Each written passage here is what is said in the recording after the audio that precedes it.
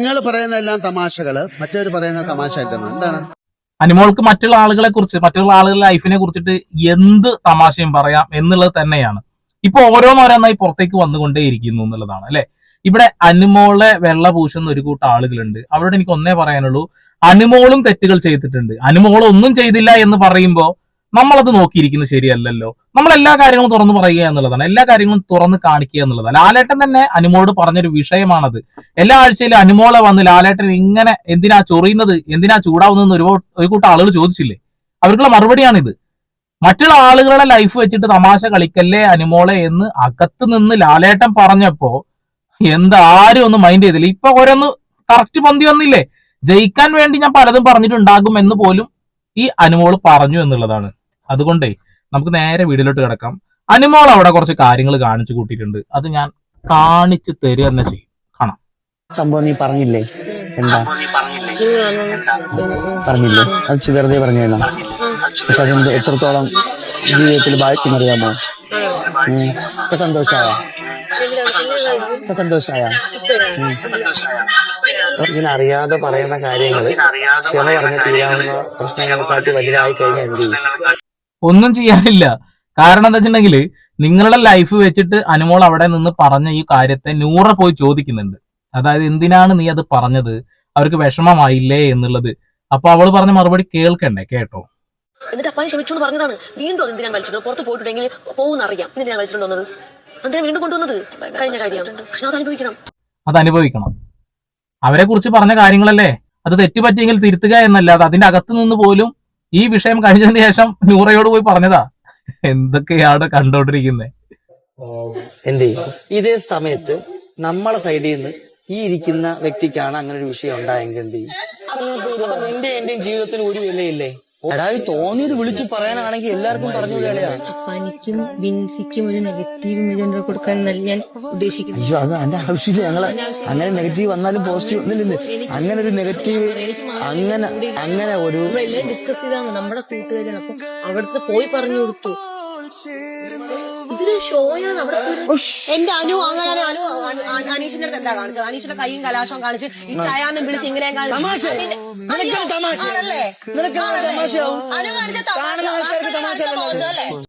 ഇത് തന്നെയാണ് ലാലേട്ടൻ ചോദിച്ചത്. അനു കാണിച്ച തമാശ വേറെ വല്ല ആളുകളും പറഞ്ഞാൽ അത് തമാശയല്ല. മറ്റുള്ള ആളുകളുടെ ലൈഫിലേക്കാണ് അനുമോള് കയറി ചെന്നിട്ടുള്ളത്. മിൻസിയുടെ ആണെങ്കിൽ അപ്പാനി ശരത്തിന്റെ ആണെന്നുണ്ടെങ്കിൽ വളരെ മോശപ്പെട്ട രീതിയിൽ അവൾ ചിത്രീകരിച്ചു. അവൾ മാത്രമല്ല, എല്ലാവരും കൂടി തന്നെയാണ് തീരുമാനിച്ചിട്ടുള്ളത്. പക്ഷേ അത് ഇവർ ചോദ്യം ചെയ്യുന്ന സമയത്ത് കൃത്യമായി മറുപടി കൊടുക്കുക എന്നുള്ള ഒന്നാമത്തെ കാര്യം. രണ്ടാമത്തെ കാര്യം വെച്ചിട്ടുണ്ടെങ്കിൽ എന്തെങ്കിലും ചോദിക്കുമ്പോൾ അവിടുന്ന് ഇറങ്ങിപ്പോകുന്ന ഒരു പരിപാടി ഉണ്ടല്ലോ. എല്ലാ തെറ്റുകളും ചെയ്തിട്ട് ചോദ്യം ചെയ്യപ്പെടുന്ന സമയത്ത് ഇറങ്ങി ഓടുന്ന ഒരു ഊള പരിപാടി. ലാലേട്ടൻ ചോദിച്ചു ശരിയാണ്, മറ്റുള്ള ആളുകളുടെ ലൈഫ് വെച്ചിട്ടാണോ തമാശ കളിക്കുന്നത്? നിനക്കത് തമാശയാണല്ലേ എന്നുള്ളത്. തുടർന്ന് കാണാം. തമാശയ്ക്ക് ചെയ്യുന്നതാണ് സീരിയസ് ആവുന്നത്. തമാശകൾ വളരെ സൂക്ഷിച്ച് ചെയ്യേണ്ട ഒരു കാര്യമാണ് ബിഗ് ബോസ്. മനസ്സിലായില്ലേ? തമാശകൾ ആവാം, ഞങ്ങൾക്ക് കൂടെ തമാശയായിട്ട് തോന്നണം. അങ്ങനല്ലേ? ഹ്യൂമർ അങ്ങനെയാണല്ലോ. മറ്റുള്ളവർക്ക് അത് തമാശയായിട്ട് തോന്നുമ്പോഴേ അത് എൻജോയ് ചെയ്യാൻ പറ്റുള്ളൂ. അല്ലെങ്കിൽ അത് ഭയങ്കര വൃത്തികേടാവും. തീർച്ചയായിട്ടും മറ്റുള്ള ആളുകൾക്ക് അത് തമാശയായിട്ട് തോന്നണം. അനീഷേട്ടന്റെ ലൈഫ് വെച്ചിട്ട് തമാശ കളിച്ചപ്പോൾ അനീഷേട്ടനെ തമാശയായിട്ടല്ല സീരിയസ് ആയിട്ടാണ് എടുത്തിട്ടുള്ളത്. അതുപോലെ തന്നെ ഓരോ ആളുകളുടെ ലൈഫിലേക്കും കാര്യം ചെല്ലുമ്പോൾ എല്ലാവരും സൂക്ഷിക്കേണ്ട കാര്യമാണെന്നുള്ളതാണ്. ബിഗ് ബോസിനകത്ത് ഗെയിം ഷോയാണ്, പക്ഷെ എല്ലാവരും പറയുന്നത് വെറും ഒരു ഗെയിമായി കാണുന്നുള്ളത്. എന്നാൽ അവരുടെ യഥാർത്ഥ സ്വഭാവം അവിടെ കൃത്യമായി പുറത്ത് വന്നു എന്നുള്ള കാര്യം നിങ്ങൾ മനസ്സിലാക്കണം. അനുമോൾ അകത്തു നിന്നും പുറത്തു നിന്നും പറഞ്ഞ കാര്യങ്ങളും നിങ്ങൾക്ക് എല്ലാവർക്കും അറിയാമല്ലോ. ഏഷ്യാനെറ്റിന്റെ ബിഗ് ബോസിന് അകത്ത് പോകുന്നതിന് മുന്നേ കൊടുത്ത ഇന്റർവ്യൂ നിങ്ങൾ കണ്ടല്ലോ. അതാണ് ഒരു നിലപാടില്ലാത്ത ഒരുപാട് കള്ളത്തരങ്ങൾ വിളിച്ചു കൂവിക്കൊണ്ട് കപ്പടിച്ച ഒരു വ്യക്തി. ഇപ്പൊ ഈ സീസണിൽ ഏറ്റവും കൂടുതൽ അറിയപ്പെടുന്നത് അനീഷേട്ടൻ എന്ന് പറയുന്ന മഹാനായ നല്ല മനുഷ്യന്റെ പേരാണെന്നുള്ളതാണ്. എന്തുകൊണ്ടാന്ന് വെച്ചിട്ടുണ്ടെങ്കിൽ അത്രമാത്രം നന്മകൾ അവിടെ ചെയ്തത് കൊണ്ടാണെന്നുള്ളത്. ഏറ്റവും അവസാനം നമ്മുടെ അക്ബർ പോലും പറഞ്ഞ് നിങ്ങൾ കണ്ടതാണല്ലേ, നിങ്ങളെപ്പോലെ നല്ലൊരു മനുഷ്യൻ ഈ ബിഗ് ബോസിനകത്ത് ഉണ്ടായിരുന്നില്ല എന്നാ പറഞ്ഞിട്ടുള്ളത്. ഒരു മനുഷ്യനെ വ്യത്യഹത ചെയ്തിട്ടില്ല. നിങ്ങൾ ഗെയിമിൽ പല സ്ട്രാറ്റജി എടുത്തിട്ടുണ്ടെങ്കിൽ പോലും ഒരാളെ പോലും വിഷമിപ്പിച്ചിട്ടില്ല. നിങ്ങൾ നല്ല മനുഷ്യനാണ് എന്നുള്ളത്. ആ വാക്കുകൾ മാത്രം മതി ഒരു പക്ഷേ അദ്ദേഹത്തിന് ഏറ്റവും കൂടുതൽ ആക്രമിച്ച അക്ബറിന്റെ നാക്കിൽ നിന്ന് വന്നപ്പോൾ അദ്ദേഹത്തിന് ഒരു അവാർഡ് കിട്ടിയതിന് തുല്യമാണ്. അന്ന് നമ്മളെ ഒരുപാട് സങ്കടപ്പെടുത്തിയ കരയിച്ച ഒരു നിമിഷമാണ് അല്ലെ. ഏറ്റവും അവസാന എപ്പിസോഡ് നിങ്ങൾക്ക് എല്ലാവർക്കും ഓർമ്മയുണ്ടാവുമെന്ന് ഞാൻ കരുതുന്നു. ഭയങ്കരമായിട്ട് ലാഗായിരുന്നു, പക്ഷെ ഒരുപാട് മനോഹരമായിട്ടുള്ള ഒരുപാട് നല്ല നിമിഷങ്ങൾ കിട്ടി. അപ്പോഴും അവിടെ ഒറ്റപ്പെട്ട് നിന്ന ഒരൊറ്റ വ്യക്തി ഉണ്ടായിരുന്നുള്ളൂ, അത് അനുമോളാണ്. അത് ഒറ്റപ്പെട്ട് നിൽക്കാനുള്ള കാരണം എന്താ വെച്ചിട്ടുണ്ടെങ്കിൽ അത്രത്തോളം അവരെ ദ്രോഹിച്ചത് കൊണ്ട് തന്നെയാണ് എന്നുള്ള കാര്യത്തിൽ തർക്കമൊന്നും വേണ്ട. അവളെ ബോയ് ഫ്രണ്ട്സ് അല്ലേ അവിടെ ഇരിക്കുന്ന മൊത്തം. അവളെ അത് നോക്കാനാണ് പോണത്. കള്ളിയാണ്. പെണ്ണിനെ കണ്ട ഇങ്ങനെയും വീഴുന്ന ആണുങ്ങൾ ഉണ്ടെന്നാണ് ഞാൻ ആലോചിക്കുന്നത്. പെണ്ണിനെ കണ്ട വീഴുന്ന കുറെ മൊണ്ണാള്. ജിസേലിന്റെ ലൈഫ് വെച്ചിട്ട് ഒരുപാട് തവണ സംസാരിച്ചിട്ടുണ്ട്. അതിൽ ഒന്നാമത്തെ കാര്യം, തുടക്ക സമയത്ത് ആ ലിപ്സ്റ്റിക് തോണ്ടിയ സമയം, അത് കഴിഞ്ഞ് ജിസേലിന്റെ ശരീരത്തില് പ്ലാസ്റ്റിക് ആണ് ഫുള്ള് വെച്ച് പിടിപ്പിച്ചതാണെന്നൊരു കാര്യം. അതുകൂടാതെ അനുമോൾക്ക് നേരെ ഈ പറയുന്ന ആദില തന്നെ ഒരു കാര്യം പറഞ്ഞു, ചപ്പാത്തി കളി എന്ന് വിളിച്ചപ്പോ നിനക്ക് വിഷമമായില്ലേ എന്നുള്ളത്. അപ്പൊ മറ്റുള്ള ആളുകളുടെ അവസ്ഥ എന്താകും എന്നുള്ളത്.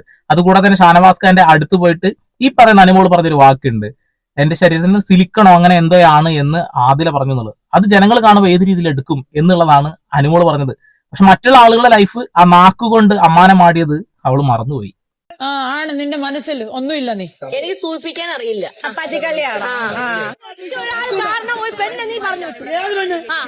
ചൊറിയുന്നത് ഞാൻ കണ്ടിട്ടുണ്ട്.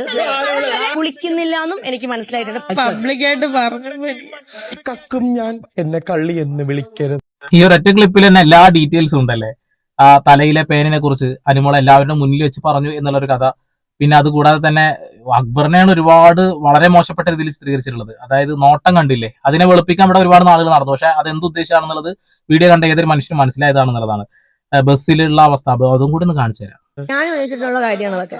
നിങ്ങൾ എന്തിനാ ഇടപെടുന്നത്? നിങ്ങൾ വേറെ സുഹൃത്തല്ലേ? ചേട്ടന്റെ ഹെൽത്ത് നോക്കേണ്ടത് എന്റെയും കടമയാണ്. അതിലപ്പുറം ഒന്നുമില്ലല്ലോ.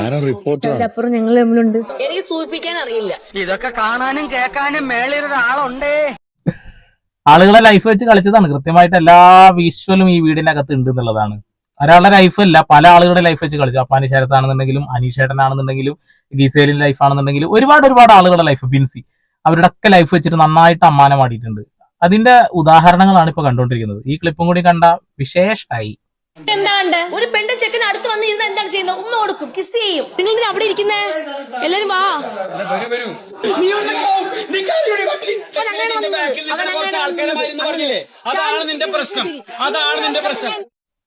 ബസ്സിൽ ചില ആളുകളെ ഞാൻ കണ്ടിട്ടുണ്ടെന്ന് അനുമോൾ കൃത്യമായിട്ട് പറഞ്ഞു. എന്നിട്ട് അത് വളച്ചൊടിക്കപ്പെട്ടു എന്നുള്ളതാണ്. വൃത്തികെട്ട രീതിയിൽ ഇങ്ങനെയാണ് നിന്നത്. അത് ഡെമോ കാണിച്ചു. ഡെമോയുടെ 2 തവണ കാണിച്ചിട്ടുള്ളത്. അപ്പൊ ഒരുപാട് ഊളത്തരങ്ങൾ കാണിച്ചിട്ടുണ്ട്. ഈ ഊളത്തരങ്ങളൊക്കെ ശരിയാണ് എന്ന് പറയുന്ന ഒരു കൂട്ടം ആളുകളുണ്ട്. ഇവിടെ ബിഗ് ബോസിനകത്ത് നടന്ന കാര്യങ്ങൾ വെച്ചുകൊണ്ടാണ് നമ്മൾ വീഡിയോ ചെയ്തിട്ടുള്ളത്. കൃത്യമായിട്ട് അത് കണ്ട ഏതൊരു മനുഷ്യനും മനസ്സിലാവും. അന്ധമായ വിശ്വാസം കൊണ്ട് അല്ലെങ്കിൽ അന്ധമായിട്ടുള്ള ഫാൻസോളികളായ ആളുകൾക്ക് മാത്രമേ ഇതൊന്നും സമ്മതിച്ചു തരാൻ കഴിയില്ല എന്നുള്ളതാണ്. ഇനിയും ഒരുപാട് ആളുകൾ എനിക്ക് വീഡിയോസ് അയച്ചു തന്നുകൊണ്ടേ ഇരിക്കുന്നുണ്ട്. ദയവ് ചെയ്ത് ഇനി നമുക്ക് ഈ പരിപാടി നിർത്താം. ഈ ഒരു ബിഗ് ബോസുമായി ബന്ധപ്പെട്ടുള്ള കുറെ കാര്യങ്ങൾ ആളുകൾക്ക് മടുക്കുന്നു എന്ന് എനിക്ക് തോന്നുന്നു. പക്ഷെ ജെനുവിൻ ആയിട്ടുള്ള മറ്റുള്ള വിഷയങ്ങളിലേക്ക് ആളുകൾക്ക് താല്പര്യമില്ല എന്നുള്ളൊരു വിഷയം കൂടി നമ്മൾ എടുത്ത് പറയേണ്ടതായിട്ടുണ്ട്. പല ആളുകളും പലതും കാണുന്നില്ല. നമ്മൾ ഒരുപാട് നല്ല വീഡിയോസ് അല്ലെങ്കിൽ ജനങ്ങൾ ചർച്ച ചെയ്യേണ്ട വിഷയങ്ങൾ കൊണ്ടുവരുമ്പോൾ പോലും അതൊന്നും നോക്കാതെ കൊഞ്ഞലം കുത്തുന്ന ഒരു അവസ്ഥ ഞാൻ കണ്ടു എന്നുള്ളതാണ്. ഏകദേശം 2 ലക്ഷം സബ്സ്ക്രൈബറുള്ള നമ്മളെ ചാനലിൽ ഒരു വീഡിയോ ഇട്ടിട്ട് 5000 വ്യൂ പോലും ഇല്ല.